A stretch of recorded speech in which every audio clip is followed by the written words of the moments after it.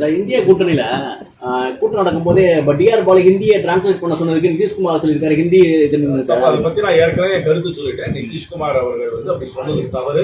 திரு பாலு அவர்கள் ஒரு ஹிந்தி உரையை அதற்காக ஆங்கில மொழிபெயர்க்க வேண்டும் என்று கேட்டது நியாயமான கோரிக்கை. குறைந்த விலை நிறைந்த தரம் தங்கள் தேவைகள் அனைத்தும் ஒரே இடத்தில் ஜெயச்சந்திரன் டெக்ஸ்டைல்ஸ். திரு பாலு அவர்கள் பேசியதற்கு நான் முழுமையாக ஆதரவு தெரிவிக்கிறேன். ஹிந்தி வந்து இந்தியாவுடைய தேசிய மொழி அல்ல. ஹிந்தி தெரியாதவர்கள் பல பேர் இருக்கிறார்கள், அதில் நானும் ஒருவன். இந்த ஹிந்தி தெரியாதவர்கள் ஒரு கூட்டத்தில் அமர்ந்திருக்கும் போது ஹிந்தியில பேசினார்கள் அதற்கு மொழிபெயர்ப்பிற்கு ஏற்பாடு கண்டிப்பாக செய்ய வேண்டும் என்பது ஒரு நியாயமான கோரிக்கை. திரு பாலு அவர்கள் பேசியதற்கு பின்னர் அந்த கூட்டத்தில் அனைவருமே ஆங்கிலத்தில் அப்பொழுது பேசினார்கள். ஏன்னா அவருடைய உணர்வை மதிக்கும். அதனால் இந்த விஷயத்திலே திரு பாலு அவர்கள் கரெக்டாக தான் நடந்திருக்கிறார். அவருடைய கருத்துக்கு என்னுடைய முழு ஆதரவு. தென் மாவட்டங்களில் வெள்ளம் ஏற்பட்ட போது முதலமைச்சர் வந்து டெல்லியில் இருந்தார் அப்படின்னு சொல்லிட்டு ஒரு சர்ச்சை ஏற்படுது. அவர் வந்து இந்தியா கூட்டணி தான் முக்கியமாக இருந்துச்சு அப்படின்னு நிர்மலா சீதாராமன் வந்து அவர்களை பற்றி நான் சொல்ல வேண்டும் என்றால் அவருடைய அறியாமையை அவர்களுடைய அரகன்ஸ் என்று சொல்வார்கள் ஆங்கிலத்தில். அது தமிழில் இன்னும் கொச்சையாக இருக்கும். அந்த அரகன்ஸின் மூலமாக மறைத்து கொள்கிறார். இந்தியா கூட்டணி கூட்டம் என்பது முன்பாகவே ஏற்பாடு செய்யப்பட்டது. அதற்காக முதல்வர் அவர்கள் டெல்லிக்கு வந்திருக்கிறார். ஒரு பேரிடர் இங்கு நடக்குது என்றால் அதை வந்து எங்கு இருந்தாலும் கவனிக்கலாம். நேரடியாக முதலமைச்சர் அவர்கள் ரெயின்கோட்டை போட்டுக்கொண்டு போட்டிலே ஏறி ஒரு குடையை பிடித்து தான் அங்கே இருக்க வேண்டும் என்ற அவசியம் கிடையாது. அப்படி பார்த்தால் இப்பொழுது காஷ்மீரிலே பயங்கரவாதிகளோடு தாக்குதல் நடக்கிறது. ஏன் பிரதம மந்திரி அவர்கள் அங்கே போய் எல்லையிலே போய் பிளாக் ஜாக்கெட் போட்டுக்கிட்டு ஒரு ஹெல்மெட்டை போட்டுக்கிட்டு துப்பாக்கி வச்சு நிற்க போறாரா? ராணுவ தளபதிகள் இருக்கிறார், அதை செய்வார்.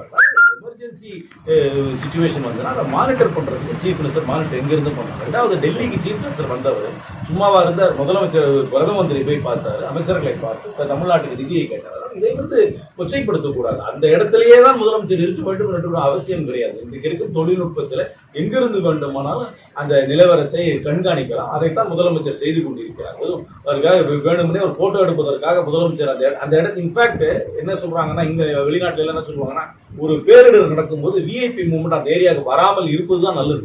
ஒரு நில அதிர்ச்சி நடக்குதுன்னா அந்த ஒழுங்கு ஜனாதிபதி வந்தாரா, ஜனாதிபதிக்கு பாதுகாப்பு கொடுக்க வேண்டிய பணியில தான் எல்லா காவலாளிகளும் இருப்பார்கள். அங்க இருக்கவங்க காப்பாற்றுறதுல யாரும் இருக்க மாட்டாங்க. சீஃப் மினிஸ்டரே அந்த இடத்துக்கு அவ்வளவு மழை பெய்யுற நேரத்துல வந்து அங்க வந்து இறங்கிட்டாருன்னு வச்சுங்க, திருநெல்வேலியிலயோ தூத்துக்குடியில வந்து இறங்கிட்டாருன்னா நிர்வாகம் வந்து அவருக்கு பின்னால் போயிருக்குமே தவிர இருக்கவங்களை காப்பாற்றுறதுக்கு போறாங்க.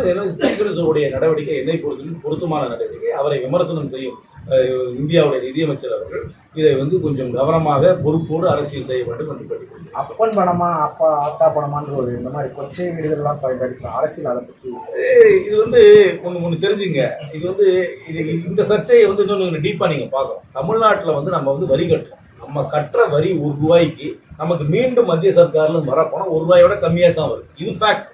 ஆனா உத்தரப்பிரதேசம் ₹1 வரி கட்டினாங்கன்னாக்க ₹1 மேல மத்திய சர்க்கார் அவங்களுக்கு கொடுக்குது. இதுவும் ஒரு ஃபேக்ட். அதனால நம்மளுடைய பொருளாதார வளர்ச்சிக்கு ஏத்தாப்புல நம்மளோட ஜனத்தொகையை குறைத்திருக்கோம். நம்ம ஜனத்தொகையை நம்ம குறைச்சிருக்கிறோம், பொருளாதாரத்தை வளர்த்திருக்கிறோம். ஆனா நமக்கு அதுக்கு ஏத்தாப்புல நமக்கு மத்திய சர்க்கார் நம்மளை சப்போர்ட் பண்றது கிடையாது. நமக்கு வருகின்ற நிதியை நிறுத்தி வைத்திருக்கிறார். அதைத்தான் அமைச்சர் உதயநிதி அவர்கள் அப்படி சொல்லியிருக்கிறார். எதுகை மோனையோடு சொல்லியிருக்கிறாரே தவிர அவர் யூஸ் பண்ண வார்த்தை ஒன்றும் தனிப்பட்ட முறையில் அந்த வார்த்தையை பார்த்தீங்கன்னா அந்த வார்த்தை ஒன்றும் கொச்சையான வார்த்தைகள், நம்மளோட யதார்த்தமான பேசும் பழக்கத்தில் இருக்கும் வார்த்தைகள் தான். அதை போய் நீங்கள் அதில் கவனம் செலுத்தாமல் நாம் கட்டும் வரி பணத்திற்கு மத்திய சர்க்கார் ஈடான நிதியை நமக்கு தருகிறதா இல்லையா என்ற பிரச்சனையை பார்க்க வேண்டியதை தவிர இது என்ன வார்த்தையை பயன்படுத்தினார் என்பதில் நீங்கள் புரியாது இருப்பது என்னை பொருத்தமாக இருக்காது.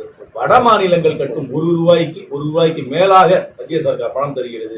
இந்தி பேசும் மாநிலங்களில் ₹1 மேல தருகிறார்கள். ஆனால் தென் மாநிலங்களுக்கு பொருளாதார ரீதியாக வளர்ச்சி அடைந்த மக்கள் தொகையை குறைத்த தென் மாநிலங்களுக்கு ₹1 வரி செலுத்தினோம் என்றால் ₹1 கம்மியாகத்தான் வருகிறது.